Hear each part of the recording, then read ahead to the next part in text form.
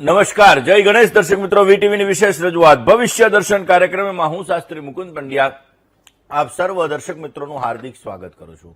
દર્શક મિત્રો, રામ રામેતિ રામેતિ રમે રામે મનોરમે સહસ્ર નામ તત્તુલ્યમ રામ નામ વરાનને.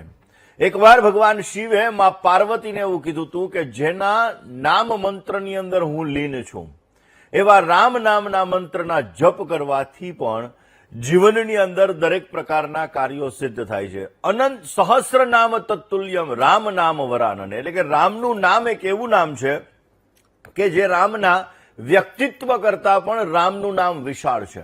અને જેની કથા ઓલરેડી આપણે જોઈ ચૂક્યા છીએ કે રામ ભગવાન, કે જે રામ ભગવાન પાસે એકવાર વિશ્વામિત્ર ઋષિ પોતે આવે છે અને વિશ્વામિત્ર ઋષિ એક રાજા છે, એક રાજાની ફરિયાદ એને કરે છે. રાજાની ફરિયાદ કરતાની સાથે એમ કહે છે કે આ રાજાએ મારું અપમાન કર્યું છે, તમે એનો સંહાર કરી દો, વગેરે વગેરે વગેરે વસ્તુ ત્યાં કહેવામાં આવે છે. અને ત્યારે એ રાજા હનુમાનજી મહારાજ પાસે જાય છે. હનુમાનજી મહારાજ પાસે જઈ અને સમગ્ર હકીકત જણાવે છે કે આમાં મારો કોઈ વાંક નથી. વિશ્વામિત્ર છે એ વિશ્વામિત્રને ગેરસમજ થઈ છે અને ત્યારે રાજાને યુદ્ધનું ખાસ કરીને આમંત્રણ મળે છે. અને આ યુદ્ધનું આમંત્રણ મળે છે અને રાજા યુદ્ધ કરવા માટે જયારે જાય છે ત્યારે એની આગળ હનુમાનજી મહારાજ અને એ રાજા એની પાછળ પાછળ ચાલે છે. આ બાજુ રામ ભગવાન જયારે એના ઉપર બાણ છોડે છે, એટલે કે રાજા ઉપર બાણ છોડે છે, આગળ હનુમાનજી મહારાજ બિરાજમાન હોય છે અને દરેક બાણ હનુમાનજી મહારાજ પાસે પહોંચે અને હનુમાનજી મહારાજ રામ રામ રામ રામ મંત્રનો જયારે જપ કરતા હોય તો એ બાણ પુષ્પ બની જાય છે. અને એટલા માટે દર્શક મિત્રો, જયારે બ્રહ્માસ્ત્ર પણ છોડવામાં આવે છે તો બ્રહ્માસ્ત્ર દ્વારા પણ પુષ્પની વૃષ્ટિ થાય છે. વિશ્વામિત્રને ત્યારે જ્ઞાત થાય છે કે મારી ભૂલ હતી, મારી ગેરસમજ હતી અને રામ ભગવાન પાસે રામ ભગવાનને આપેલું વચન, એટલે કે રામ ભગવાન પાસેથી એ વચન પાછું લે છે. અને રાજા, એવું કહી શકાય કે રાજા છે ત્યારે પોતે એને જીવનદાન મળે. ને એટલા માટે દર્શક મિત્રો, રામ કરતા પણ રામનું નામ છે ને એ સૌથી મોટું છે. ને એટલા માટે રામ રામ રામેતિ રામેતિ રમે રામે મનોરમે સહસ્ર નામ તત્તુલ્યમ રામ નામ વરાન. અને આ રામ ભગવાનનું નામ આપણા જીવનની અંદર કેવી રીતે દરેક પ્રકારના કાર્યોને સિદ્ધ કરી શકે, આ દરેક વિષયો ઉપર દર્શક મિત્રો આપણે ચર્ચા કરવી છે. પરંતુ શરૂઆત આજના પંચાંગની કરીએ. દર્શક મિત્રો, આજના પંચાંગની જો વાત કરવામાં આવે તો આજે 26/3/2026 અને ગુરુવારનો આજે દિવસ બની રહ્યો છે. ચૈત્ર મહિનાના શુક્લ પક્ષની અષ્ટમી કહેતા આજે આઠમની તિથિ છે, જે સવારે 11:48 સુધી રહેશે. ત્યારબાદ નવમી કહેતા નવમની તિથિનો પ્રારંભ થશે. આદ્રા નામનું આજે નક્ષત્ર રહેશે. શોભન નામનો આજે યોગ રહેશે. બવ નામનું કરણ સવારે 11:48 સુધી રહેશે અને ત્યારબાદ બાલવ નામના કરણનો પ્રારંભ થશે. 12 રાશિઓનું ભવિષ્ય કથન, જેના આધાર ઉપર કહેવામાં આવશે એવું ચંદ્રમાનું ભ્રમણ. આજના દિવસની અંદર ખાસ કરીને દર્શક મિત્રો, જે ચંદ્રમાનું ભ્રમણ રહેવાનું છે, આ ચંદ્રમાનું ભ્રમણ મિથુન રાશિની અંદર રહેશે. એટલે આજે જે કોઈ પણ બાળકોનો જન્મ થશે તેમની રાશિ મિથુન રહેશે, જેના અક્ષર ક, છ ને ઘ રહેશે. તો આજે જન્મનાર બાળકોનું ભવિષ્ય સુંદર, સુખમય, આનંદમય, હર્ષમય, લાભમય રહે તેવી શુભકામના સાથે જય ગણેશ. દર્શક મિત્રો, વાત આજે આપણે કરી રહ્યા છીએ ખાસ કરીને રામ નામના મંત્રના જપની અને રામનવમીના પવિત્ર પાવન તહેવારની. દર્શક મિત્રો, રામ ભગવાનનો જન્મ બપોરે 12:39, એટલે કે બપોરના 12 વાગ્યાની આજુબાજુ થયો હતો. હવે સ્વાભાવિક રીતે જે વ્યક્તિનો જન્મ જેટલા વાગે થાય એ તિથિ જેટલા વાગે હોય એ દિવસે એ ખાસ કરીને ઉજવવામાં આવતી હોય છે. અને એટલા માટે દર્શક મિત્રો, આવતીકાલે સવારે 10:46 રામનવમી પૂરી થઈ જાય છે અને આજના દિવસની અંદર 11:25 એટલે 11:20 આજુબાજુ રામનવમીનો પ્રારંભ થાય છે. એટલે રામ જન્મોત્સવ આજે ઉજવવામાં આવશે. દર્શક મિત્રો, રામ ભગવાનનો જન્મ જયારે બપોરના થયો હતો, એટલા માટે ભગવાન શ્રી રામની કૃપા આપણા જીવનની અંદર સુખ સમૃદ્ધિનું વરદાન આપે છે. રામ ભગવાનની કૃપા આપણા જીવનની અંદર દરેક પ્રકારના કષ્ટોને પણ દૂર કરે છે. એવું કહેવાય છે કે રામ રામેતિ રામેતિ રમે રામે મનોરમે સહસ્ર નામ તત્તુલ્યમ રામ નામ વરાનને. રામ ભગવાનનું નામ એક એવું નામ છે કે જે જીવનની અંદર આવેલા દરેક પ્રકારના સંકટોને દૂર કરે છે, જે જીવનની અંદર આવેલી દરેક પ્રકારની સમસ્યાઓને દૂર કરે છે. એટલા માટે દર્શક મિત્રો, આપણા જીવનની અંદર આપણે જ્યારે સારો લાભ જોતો હોય, આપણે આપણા કાર્યોને સિદ્ધ કરવા હોય, આપણા જીવનની અંદર આપણે ઉત્તમ પ્રકારના લાભો મેળવવા હોય તો રામ નામનો વિશેષ જપ કરવો જોઈએ. અને એટલા માટે દર્શક મિત્રો આપણે જોયું કે શ્રી રામ લખેલો પથ્થર પણ જો તરી જતો હોય તો આપણે તો આ ભવસાગરની અંદર રહીએ છીએ. આ ભવસાગરની અંદર જો આપણે રામ ભગવાનનું નામ લઈએ, આપણે ખાસ કરીને આ ભવસાગરની અંદર જો રામ ભગવાનની સ્તુતિ કરીએ તો અવશ્ય આપણે આપણા જીવનની અંદર વિશેષ પ્રકારના લાભો પણ મેળવી શકીએ. દર્શક મિત્રો, ભગવાન શ્રી રામનો જન્મ ત્રેતા યુગની અંદર થયો હતો ને ત્યારથી લઈ અને એવું કહેવાય છે કે રઘુકુલ રીતિ સદા ચલી આવી, પ્રાણ જાય પર બચન ન જાય. એ રામ ભગવાનના કુળની અંદર એવી રીતિ છે કે કદાચ પ્રાણ વયા જાય ને તો એ પ્રાણને જવા દેવાના, પણ જીવનની અંદર વચન ક્યારેય પણ પાછું ન પડવું જોઈએ. એટલા માટે મેં તમને હમણાં વિશ્વામિત્ર ઋષિનું ઉદાહરણ આપ્યું કે વિશ્વામિત્ર ઋષિ છે, એના મનની અંદર કોઈ પણ પ્રકારની ગેરસમજ થઈ હતી, છતાં પણ રામ ભગવાન પોતાના વચન માટે થઈ અને એની જોડે ગયા હતા. અને એ રામ નામ હતો કે જે રામ નામના જપ દ્વારા હનુમાનજી મહારાજ પણ બ્રહ્માસ્ત્ર છે એ બ્રહ્માસ્ત્ર પાછું પડીને એના ઉપર પુષ્પની વૃષ્ટિ વરસાવીને. એટલા માટે દર્શક મિત્રો, આ રામ ભગવાનનો જન્મ જે બપોરે 12 વાગે થયો હતો અને આજના દિવસની અંદર જ્યારે આપણે રામ ભગવાનના મંત્રનો જપ કરી રામ ભગવાનનો જન્મોત્સવ આજે આપણે ઉજવવાના છીએ, જે ભગવાન વિષ્ણુનો 7મો અવતાર ગણવામાં આવે છે. દર્શક મિત્રો, એટલા માટે એવું કહી શકાય કે રામ ભગવાનની સ્તુતિ આપણા માનસિક રોગોને પણ દૂર કરે છે, આપણા શારીરિક રોગોને પણ દૂર કરે છે. અને એમાં પણ રામ રક્ષા સ્તોત્ર, રામ શ્રી રામચંદ્ર કૃપાલુ ભજમન, આ રામચંદ્ર ભગવાનની જે સ્તુતિ છે આ સ્તુતિ પણ આપણા જીવનની અંદર વિશેષ લાભ આપે છે. આજના દિવસની અંદર આપણે રામનવમીના પવિત્ર પાવન તહેવારે 8મી નવરાત્રી બપોર પછી 9મી નવરાત્રી ચાલુ થઈ જાય ને એટલા માટે રામ ભગવાનનો જન્મ બપોરે થયો હતો, એટલે આજના દિવસની અંદર રામનવમીનો તહેવાર ઉજવવામાં આવશે. ને એ રામનવમીના તહેવારની અંદર જે દશરથ સુત એટલે કે જે દશરથ મહારાજના પુત્ર એવા રામ ભગવાનની જ્યારે આપણે પૂજા કરવાના છીએ તો આ પૂજાની અંદર નાનકડા ઉપાયો આપણા જીવનની અંદર સમૃદ્ધિનું વરદાન આપે છે.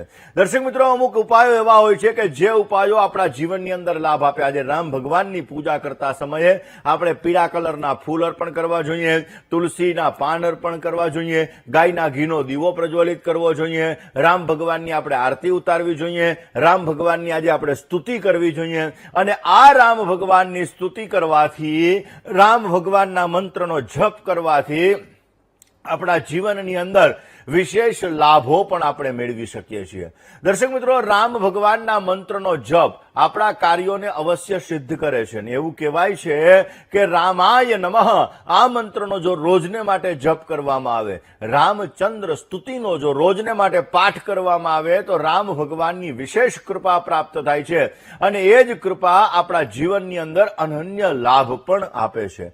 દર્શક મિત્રો, ખાસ કરીને રામચંદ્ર ભગવાન કે જેના અલગ અલગ ઉપાયો હોય છે, આ ઉપાયો જ્યારે આપણે કરતા હોઈએ છીએ ત્યારે આપણને વિશેષ લાભ મળી શકે. કે જે રામચંદ્ર ભગવાનનું જીવન એવું કહી શકાય કે પોતાના જીવનની અંદર, કારણ કે રામ ભગવાને જે કર્યું હતું ને એના જીવનની અંદર એક ઉદાહરણ બેસી ગયું. કારણ કે પોતાના વચન માટે પોતાના જીવનની અંદર પોતે ઘણા બધા સંઘર્ષોનો સામનો કર્યો.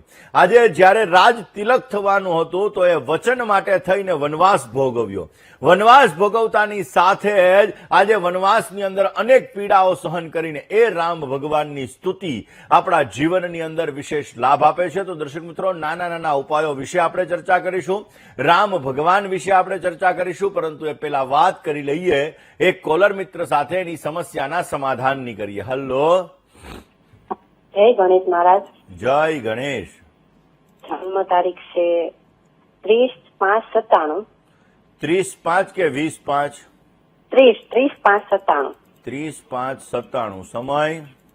સમય સાંજે 11:30. સાંજે 11:30. હા, અને સ્થળ રાજુલા. શું પ્રશ્ન હતો? એનું ખાસ કરીને લગ્ન જીવન કેવું રહેશે બે વચ્ચે, અને આર્થિક સ્થિતિ ભવિષ્યમાં કેવી છે? જો જન્માક્ષરની વાત કરવામાં આવે તો મકર લગ્નની કુંડલી છે. મકર લગ્નની અંદર ચંદ્ર શનિનો વિષયોગ બની રહ્યો છે. ચંદ્ર શનિનો વિષયોગ અમુક સમયાંતરે માઇન્ડ થોડું ઘણું ડિસ્ટર્બ કરાવડાવે. મકર લગ્ન છે એટલે ક્યારેક થોડીક જિદ્દી પ્રકૃતિ ઉત્પન્ન કરાવે. ગુરુ શનિનો પરિવર્તન યોગ છે એટલે મેનેજમેન્ટ પાવર સારો રખાવડાવે. ભાગ્યસ્થાનની અંદર રાહુ મહારાજ બિરાજમાન છે એટલે અમુક સમયાંતરે મહેનત કરવા છતાં ફળનું પ્રમાણ ઓછું અપાવડાવે. મંગળ દોષ કુંડલીની અંદર છે જે સાયન્ટિફિકલી રીઝન દ્વારા વસ્તુઓ ઉપર વિશ્વાસ બેસે, બાકી અમુક સમયાંતરે ભરોસો પણ ઓછો બેસે. આમના જન્માક્ષર મુજબ ભવિષ્ય સારું છે, ચિંતા કરવાની જરૂર નથી. બુધમાં રાહુની પ્રત્યંતર દશા ચાલી રહી છે. એકંદરે જોવા જઈએ તો કેરિયરની અંદર ગ્રોથ કરવા માટેના પ્રયત્ન કરી શકાય અને આ કેરિયરની અંદર ગ્રોથ કરવા માટે પોતે મહેનત કરશે તો અવશ્ય એને સારી સફળતા પણ મળતી જણાશે. વાત કરીએ મેષક મિત્રો, ખાસ કરીને જે લોકો રામનવમીનો પવિત્ર પાવન તહેવાર, કારણ કે ઘણા લોકો છે એ ઉદિત તિથિની અંદર રામ ભગવાનની સ્તુતિ કરતા હોય ને ઉદિત તિથિની અંદર રામ ભગવાનનો જે જન્મોત્સવ છે, કારણ કે આવતીકાલે ઉદિત તિથિ છે તો ઘણા લોકો આવતીકાલે પણ ઉપવાસ કરવાના છે. દર્શક મિત્રો, આજે બપોરના સમય એટલે કે રામ ભગવાનનો જે જન્મ બપોરના સમયે થયો હતો એ સમય આજે છે એટલે રામ જન્મોત્સવ આજે મનાવી શકાય. અને એટલા માટે દર્શક મિત્રો, રામ ભગવાનની સ્તુતિ, રામ ભગવાનના મંત્રના જપ આપણા જીવનની અંદર જ્યારે વિશેષ લાભ આપતા હોય ત્યારે અલગ અલગ મંત્રનો જપ, અલગ અલગ આપણે એની સ્તુતિ આપણા જીવનની અંદર કાર્યને સિદ્ધ કરે. દર્શક મિત્રો, રામચંદ્ર સ્તુતિ એ આપણા જીવનની અંદર આવેલા સંકટોને દૂર કરી શકે ને એટલા માટે જ કીધું કે શ્રી રામ કૃપાલુ ભજમન, ખાસ કરીને શ્રી રામચંદ્ર કૃપાલુ ભજમન. આ જે સ્તુતિ છે આ સ્તુતિનો જો રોજને માટે આપણે પાઠ કરીએ તો આપણા જીવનની અંદર આવતા સંકટો દૂર થાય છે, આપણા જીવનની અંદર આવતી સમસ્યાઓ દૂર થાય છે અને આપણા જીવનની અંદર આપણને બહેતરીન રિઝલ્ટ મળે છે. દર્શક મિત્રો, રામ નામનો મંત્રનો જપ એટલો બધો ચમત્કારી છે કે હનુમાનજી જેવા હનુમાનજી મહારાજ કે જ્યારે પોતે રામ ભગવાન પોતે ખાસ કરીને વિજય મેળવી અને અયોધ્યાની અંદર પોતે પરત ફરે છે, રાજગાદી ઉપર જ્યારે બિરાજમાન થાય છે ત્યારે અલગ અલગ લોકોને અલગ અલગ વસ્તુ આપવામાં આવે છે અને એ સમયગાળા દરમિયાન હનુમાનજી મહારાજને એક માળા આપવામાં આવે છે તો એ માળાના અલગ અલગ મણકા પોતે કાઢવા માંડ્યા અને એ મણકા જયારે કાઢે છે ત્યારે લોકો એને પૂછે છે કે ભાઈ આ તું શું કરે છે? તો હું એમાં રામ નામને ગોતું છું. તો કે તારા હૃદયની અંદર રામ નામ છે? તો કે હા, મારી છાતીની અંદર રામ નામ છે. ને એ છાતી ચીરીને પોતે બતાવે છે તેની અંદર રામ ભગવાનના દિવ્ય દર્શન થાય છે. અને એટલા માટે દર્શક મિત્રો, ખાસ કરીને રામ નામનો એક એવો મંત્ર છે કે જે મંત્ર આપણા જીવનની અંદર દરેક પ્રકારની સમસ્યા હોય ને તો આ સમસ્યાને અવશ્ય દૂર કરી શકે છે. દૃશ્ય દર્શન. દર્શક મિત્રો, જયારે આજે રામનવમીનો પવિત્ર પાવન તહેવાર આપણે ઉજવવાના છીએ ત્યારે દર્શક મિત્રો, રામ ભગવાનની સ્તુતિ તો કરવાની છે, એની પૂજા તો કરવાની જ છે. બપોરના સમયે જ્યારે રામ ભગવાનનો જન્મ બપોરે 12 વાગ્યે થયો તો આ સમયગાળા દરમિયાન આપણે ભગવાનની આરાધના, ભગવાનની પૂજા તો કરીશું, ભગવાનને ફ્રૂટ અર્પણ કરીશું, ફૂલ અર્પણ કરીશું, પરંતુ તમારા નવગ્રહોને પણ તમે બલવાન કરવા માટે, શનિ રાહુ વગેરે ગ્રહોના દોષોને દૂર કરવા માટે પણ જ્યારે તમે નાના નાના ઉપાયો કરો છો તો ભગવાન રામચંદ્રની કૃપાથી આ ગ્રહોના દોષો દૂર થાય છે અને તમને વિશેષ લાભ મળી શકે છે. દર્શક મિત્રો, એવું કહેવાય છે કે રામ રક્ષા સ્તોત્રનો પાઠ એટલે કે જો રામ રક્ષા સ્તોત્રનો પાઠ રામનવમીના દિવસે 9 વખત કરવામાં આવે તો કુંડલીની અંદર રહેલા તમારા તમામ જે ગ્રહો છે, જે તમારા જીવનની અંદર તમને દુષ્પ્રભાવ આપી રહ્યા છે, જે તમારા જીવનની અંદર સમસ્યાઓ આપી રહ્યા છે, આ સમસ્યાઓ દૂર થાય છે. શત્રુઓ ઉપર તમે વિજય મેળવી શકો છો અને તમને ઉત્તમ પ્રકારનો લાભ પણ મળી શકે છે. આ જ વિષય ઉપર વાત કરીએ, પરંતુ એ પહેલા વાત કરી લઈએ મિથુન રાશિ. દર્શક મિત્રો, આપનું હાર્દિક સ્વાગત છે. આપ જોઈ રહ્યા છો આપનો મનપસંદ કાર્યક્રમ એટલે ભવિષ્ય દર્શન. દર્શક મિત્રો, ઘણા બધા રોગો એવા હોય છે, ઘણી બધી પીડા એવી હોય છે કે જે પીડાઓના નાશ માટે, જે રોગોના નિવારણ માટે પણ જો આપણે રામ ભગવાનની સ્તુતિ કરીએ ને તો એ સ્તુતિ કરવાથી આપણા જીવનની અંદર દરેક પ્રકારના ભય, દરેક પ્રકારના રોગો દૂર થાય છે. એટલે રામચંદ્ર સ્તુતિનો જો તમે રોજ પાઠ કરશો તો તમારા જીવનમાં તમે રોગોથી ઝઝૂમી રહ્યા છો, તમારા જીવનની અંદર ભયનો માહોલ છે, તો આ બધી વસ્તુઓ તમે દૂર કરી શકશો અને અવશ્ય એના દ્વારા તમે વિશેષ પ્રકારના લાભો પણ તમે પ્રાપ્ત કરી શકશો. આજ દર્શક મિત્રો, રોજ સવારના પૂરમાં તમે વહેલા ઉઠી અને ખાસ કરીને લોટાની અંદર પાણી ભરી અને ત્યારબાદ તમારે રામ રામ રામ રામ રામ રામ રામ આ મંત્રના 108 વખત તમે જ્યારે જપ કરો છો અને પછી એ જપ કર્યા પછી એ લોટો જ્યારે તમારા શરીર ઉપર સ્નાન માટે તમે પધરાવો છો તો વિશેષ માત્રામાં તમારા જીવનની અંદર સારો લાભ મળી શકે છે. આમ તો એવું કહેવાય કે દીપ નારાયણ દેવ એ અખંડ દીપ નારાયણ છે, જે આપણા કર્મના સાક્ષી છે. એટલે સાંજના સમયે જ્યારે આપણે સૂર્યાસ્ત સમયે જ્યારે આપણે ઘીના દીવો પ્રજ્વલિત કરીએ ત્યારે રામ ભગવાનને આપણે પ્રાર્થના કરવાની કે હે રામ પ્રભુ મેરે દુઃખ કષ્ટ સબ હર લો, એટલે કે હે રામ ભગવાન તમે મારા દુઃખ કષ્ટ જે કાંઈ પણ છે આ બધાને તમે હરી લો અને તમે મારા રોગોને દૂર કરો. આવી પ્રાર્થના કરીને જ્યારે રામચંદ્ર સ્તુતિનો આપણે પાઠ કરીએ છીએ તો આપણા જીવનની અંદર આવતા સંકટો, આપણા જીવનની અંદર આવતા રોગો, આપણા જીવનની અંદર આવતી દરિદ્રતા, આ બધી વસ્તુઓ નષ્ટ થાય છે ને વિશેષ લાભ મળી